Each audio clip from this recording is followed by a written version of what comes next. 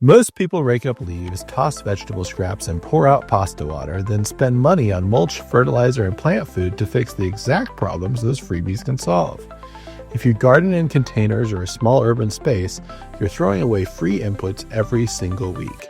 So today, 3 $0 hacks using stuff you'd normally throw in the trash. One of them has a step you cannot skip. Get it wrong, and you'll damage your plants instead of helping them. First up, fallen leaves. Forget bagging them for the curb. Dry leaves are free mulch. Spread a layer 2 to 3 inches thick around the base of your container plants or over your beds.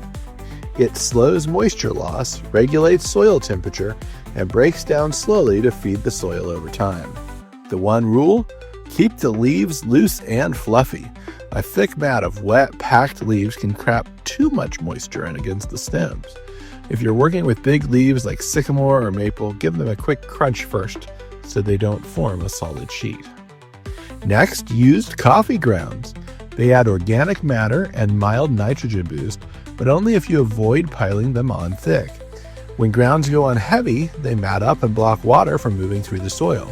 Scoop a small amount, sprinkle a thin layer across the top of your pot, and mix it into the top inch of soil. Water it in after. That's it. Less is genuinely more here. A light weekly sprinkle beats a big monthly dump every time. Third, and this is the one with the step you cannot skip, cooking water.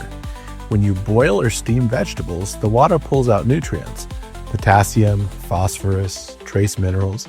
That cloudy water is basically a light, free liquid fertilizer. Here's the rule.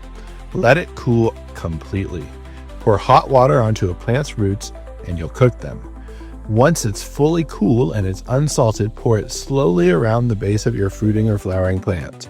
It's not a miracle treatment, but it's free, it's consistent, and it would have gone down the drain. To make this a habit, keep it simple. Leaves go on the beds when they fall, a pinch of grounds goes in with your weekly watering, and your cooled cooking water goes to one plant a day instead of the sink. Over time, this trims back those small fertilizer and mulch buys, especially if you're growing in containers.